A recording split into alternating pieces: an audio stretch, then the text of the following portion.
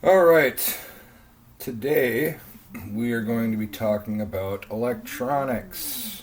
Um, and I guess if any of my videos have a common theme, it's that if you're new, if you don't have a lot of experience doing this type of thing, um, you can do this.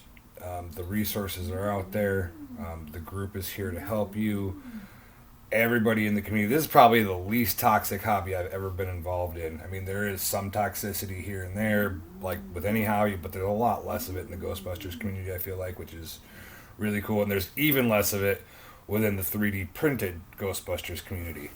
Um, but yeah, the point is, if you're new and you've never done electronics work before, you've never done prop building before, you can do all of this. This is all within reach. Even if you don't have a shop or space. I mean, I'm in an apartment, so I don't even have a shop. I mean, this is my kitchen looks like this after a proton pack build, so that'll take some work to clean up. But that's my temporary shop, which will be a kitchen once again, hopefully soon. Um, but but yeah, this is totally doable. So let's just start out by showing off what this kit actually can do. Typically, within the Ghostbusters community, there's probably a half a dozen makers of electronics kits, and they're all to some degree comparable to each other and have similar functionality. Some are for spirit packs, some are for full size packs. Some of them do a ton of stuff. Some of them do more minimal. The two big names in the hobby are GB Fans and Ninjatunes, and I would say those two, they're pretty much on par with each other. There's just some within some options. The GB Fans kit, in my opinion, very good kit. I personally prefer the Ninjatunes kit. That's what this is. The Ninjatunes kit to me is just kind of like, it's like getting a nice car and then adding a really sweet options package. So I would say the GB Fans kit is the nice car. The Ninjatunes kit is the nice car plus all the cool bells and whistles and options that are available. So it's a little bit more. But let's show off how this actually works. So you start out, you've got your talent cell battery. We'll turn that on. And then that goes to a main power switch, which is, I've actually rewired to the afterlife switch. This comes in the kit already, but I just rewired a new switch in there to go here. That'll turn on, and when it's on standby, you'll see the blue light right there. You can't see it because the ribbon cable's in the way, but trust me, the very bottom light on the power cell is on. That means it's ready to go. So we'll come over here. We'll turn on the activate switch. Now these two switches are down. This is when you just turn on activate and leave these switches off, you are in movie mode. So this basically just does what it does in the movie.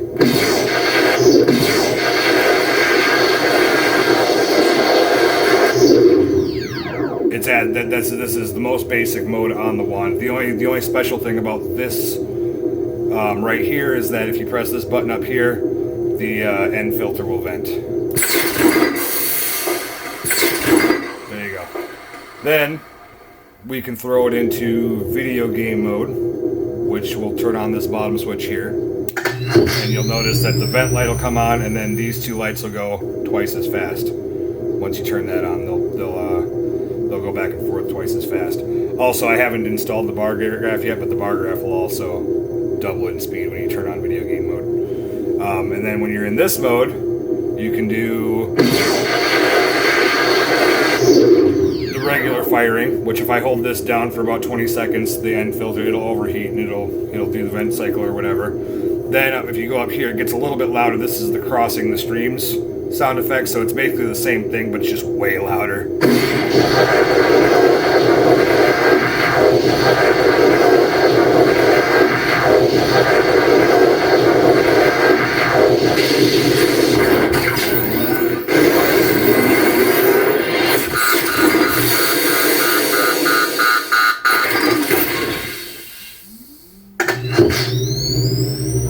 And then it just after overheats, it goes back into the standard mode. Then what we're going to do, we're going to go into the other video game mode. So we'll turn this switch off.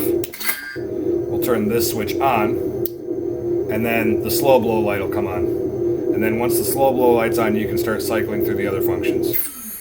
So now we're in stasis stream. And if I want to lock this in, I can just turn this up. And now it's locked in.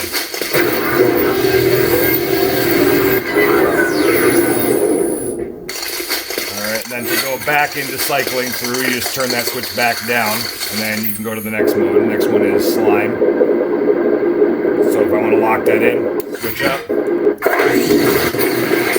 Slime blower mode. Now we've got I think it's Boson Collider or Meson Collider, I don't remember what it's called. And then the last one is the power cell will shut off and just the red lights will be going. This is 2016 mode.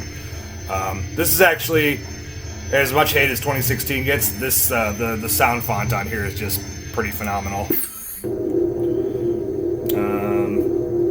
And then shut it off and it goes back into the now we're back in original movie mode with these switches down and this switch up. So now the other mode that's on here that's really sweet, we'll turn all three switches off and we'll just turn the top switch on. And then the slow blow light will turn purple. And then when we press the button, the music starts playing. Turn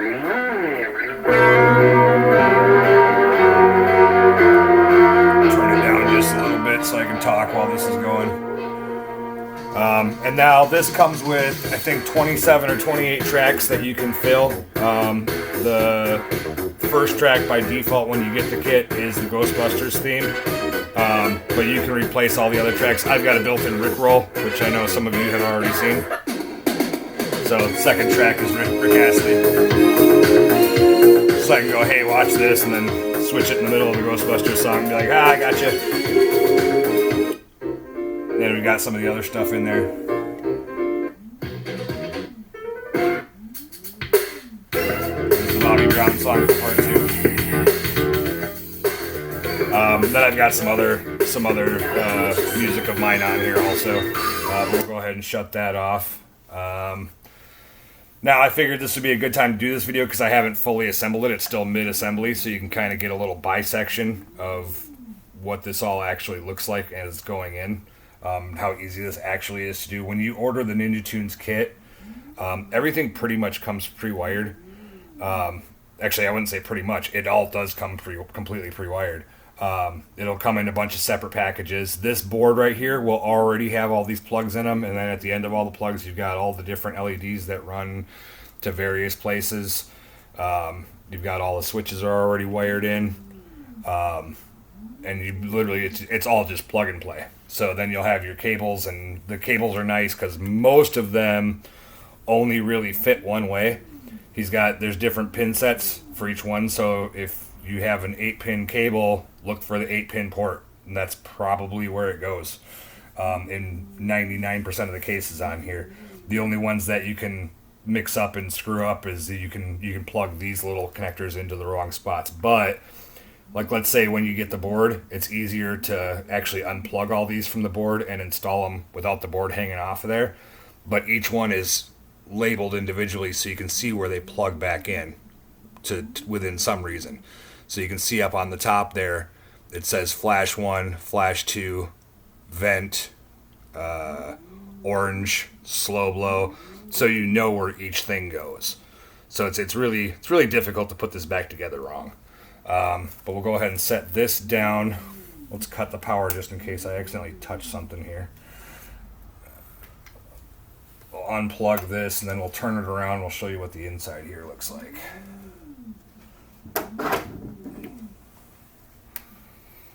Alright, now when you first open this up, the only part of this, there's a couple of different ways to mount the electronics in here. Some people who are, you'll get a lot of, this is where you will get a little bit of elitism within the hobby, is everybody will tell you that, or the elitists will tell you that the right way is to mount everything to the board so that the shell can just come off independently. In my opinion, I did that on my last pack. This is easier to get in and out of. So to me, this, although it might not be the right way, this is just more practical, in my opinion, to just mount it directly into the shell and have no wires crossing the shell. The only wires that cross the shell are the speaker wires. Everything else is self-contained on this side, so you don't have to worry about, the old one, I had the motherboard mounted here, and then in order to get the potentiometer to the crank knob, you have to like get the shell close together and then reach your hand in there and plug it back into the board to put the shell back together. It's just kind of a pain in the neck. So I went ahead and just put everything on this side for this time around. Let's see here. We'll go ahead and we'll unplug the speakers so that I can get this in a position where I can show you what's going on here. All right. So we've got the main board. There's a PCB that goes, this is the power cell lens here. Then we've got this over here is the smoke relay. So those are the 3 boards that'll go inside here. And then obviously there's the one that goes inside the wand. And so you're just basically plugging your battery, goes into a port right here. And if you order the talent cell battery, it already comes with the right connectors. It's good to go. So that plugs in right there. That goes to... That's one half of a splitter. The other half of the splitter, the power goes into the smoke relay. If you're not planning on doing smoke, you actually don't need to plug this one in. You'll still need this board because it actually runs cables elsewhere. So the cable coming off the lens goes here, and then that goes down to, this is the one that goes to your wand. This is a super wide, super long one. So this will end up with your split loom, with your wire loom going around it by the time it's all said and done. But then the smoke kit here, this is the CS Props smoke kit. This all comes pretty much pre-assembled, so it's self-contained inside this box. There's a pump here. Your little e-cig cartridge sticks out here. That runs through a hose that goes right over to this little cylinder kit. And this pretty much, I was planning on gluing this in or using a mechanical connection, but this actually friction fits really nicely inside here. It's not even moving at all. I haven't got no glue in there, so that'll be nice. I can just take it out and swap it if I need to. Sorry about that. I didn't realize it wasn't in frame there. Here, we'll readjust this. The special note: the smoke kit does not come with the Ninjatunes kit. So in addition to the Ninjatunes kit, you will also need to buy the talent cell battery, and then the car speaker. And then if you want to add smoke, you'll have to order a smoke kit. Smoke kit from CS Props.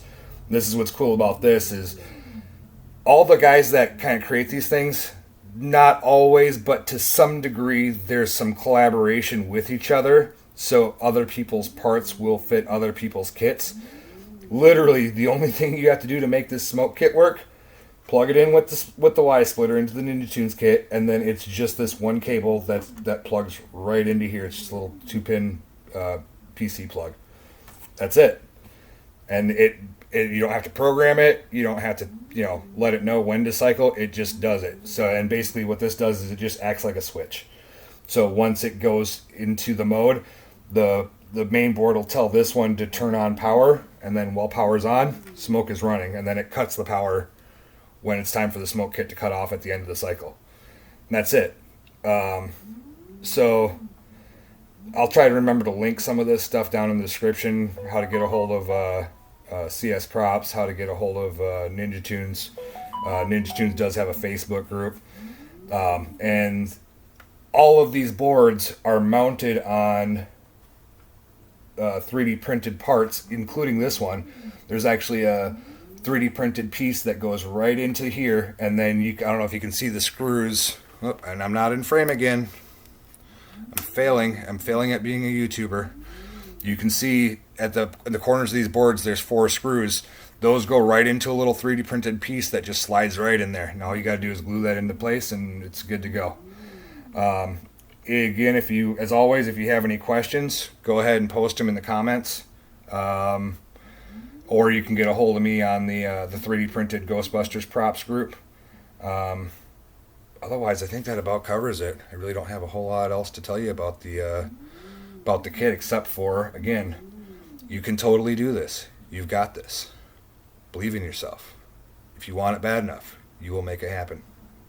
Have a good day. Thank you for your time.